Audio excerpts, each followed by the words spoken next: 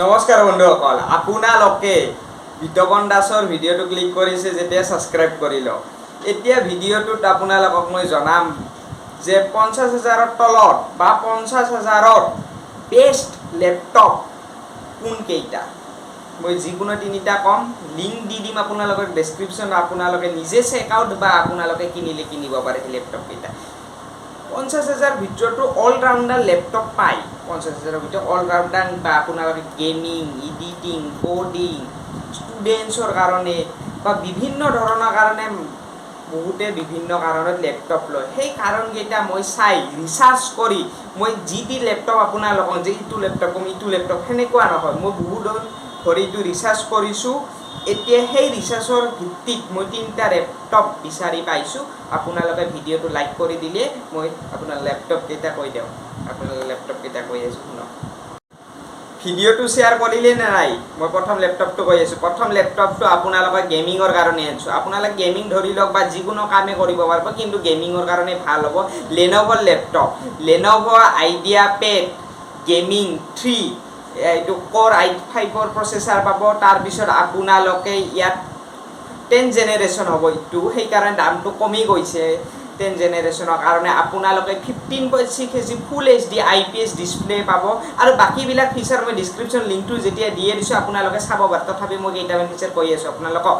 আৰু 8GB RAM পাব আপোনালোকে, 512GB SSD পাব আৰু 4GB কিবা এটা পাব আপোনালোকে। আৰু বেকলাইট কিবৰ্ড থাকিব, উইণ্ড' 10 থাকিব। আৰু প্ৰাইচটো মেইনলি মই কৈ আছোঁ 49,990 টকা। এইটো কম বেছি হৈ থাকে, মই যেতিয়া ভিডিঅ'টো বনাইছোঁ 49,990 টকা। এতিয়া আপোনাৰ চালে কিমান হয় নাজানো, কিন্তু আপোনালোকে EMI চিষ্টেমটো পাব, ন' কষ্ট EMI হ'ব, আপোনালোকে EMIটো ল'ব পাৰে। ছেকেণ্ড ল্যাপটপটো শুনক। এতিয়া আপোনালোকক কম HPৰ ল্যাপটপ, HP Pavilion X360 কোৰ i3 11 জেনেৰেশ্যন, এইটো 11 জেনেৰেশ্যনত, সেইটো 10 জেনেৰেশ্যনত আছে।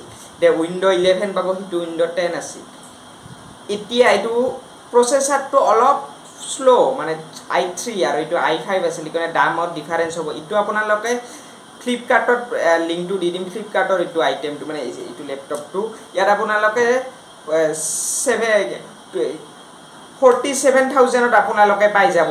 ইটোৰ ফিচাৰবিলাক আপোনালোকে কৈ দি আছোঁ। আপোনাৰ 8GB ৰেম পাব, 256GB SSD পাব আপোনালোকে, MS অফিচৰ ছাপৰ্ট পাব, উইণ্ড' 11 পাব। ইটো এটা ল্যাপটপটো হ'ল 2-in-1 ল্যাপটপ, আপোনালোকে বুজি পাইছে চাগে, মই স্ক্ৰীনত ফটোবিলাকতো দেখাই আছোঁ আপোনালোকক। এতিয়া এইটো প্ৰাইচটো আপোনালোকক মই ক'লোৱে যে 47,000। ইটো ন' কেষ্ট EMIটো থাকিব। আপোনালোকে যদি কাৰ্ড অফাৰত লয় বা যিকোনো অফাৰত যদি আপোনালোকে ল্যাপটপটো লয়, তেতিয়াহ'লে আপোনালোকৰ 3,000 পৰ্যন্ত বা 1200-1300 3,000ক লগিন অফাৰটো আপোনালোকে এপ্লাই কৰিব পাৰে। যদি আপোনাৰ 47,000ৰ ল্যাপটপ এটা 3,000 বা 2,000ৰ এটা অফাৰ এপ্লাই কৰি ল'লে আপোনাৰ ক্ৰেডিট ডেবিট কাৰ্ডত, তেতিয়া এই 47,000 ল্যাপটপটো আপোনাৰ 45,000টো আহি যাব। দামটো আপোনালোকে ভাবিছে কেনেকৈ 50,000ৰ পৰা কিমান তললৈ যাব পাৰে এটা ল্যাপটপ। এতিয়া থাৰ্ড ল্যাপটপটো আৰু এইটো অন্তিমটো ল্যাপটপ মোৰ ল্যাপটপ চিৰিজৰ। আপোনালোকে যদি ল্যাপটপ আৰু থাৰ্ড ল্যাপটপ আৰু মোৰ অন্তিমটো best, one of the best 15,000ৰ ল্যাপটপ হ'ল Asus VivoBook 17। প্ৰাইচটো 49,990 টকাত হ'ব। এতিয়া কথাটো হ'ল এনেকুৱা ধৰণৰ, ইটোৰ ডিছপ্লেখন বহুত ডাঙৰ পাব, দুটা লেপটপৰ তুলনাত এইটো 17 ইঞ্চি ডিছপ্লে পাব। এতিয়া নামটোও সেই একে, Asus VivoBook 17। লিংকটো আপোনালোকৰ ডেছক্ৰিপশ্যনত দিম, এমাজনৰ লিংক। আপোনাৰ তাতে ক্লিক কৰি সবিশেষ যিবাখিনি জানিবৰ মন সেইখিনি জানিব পাৰে। আপোনালোকক ফিচাৰবিলাক কৈ আছোঁ। এইটো ইণ্টেল i5 থাকিব আপোনালোকৰ, 11 জেনেৰেশ্যনৰ হ'ব, 16GB ৰেম, 512GB SSD। তাৰপিছত আপোনালোকৰ উইণ্ড' 11 থাকিবই। তাৰপিছতে ইণ্টাৰগেট গ্ৰাফিক্স পাব, ট্ৰেন্সফৰ্মাৰ চিলভাৰ আৰু বিভিন্ন MS অফিচৰ লেটেষ্ট MS অফিচৰ ছাপৰ্ট পাব। আৰু ন' কষ্ট EMI আছে।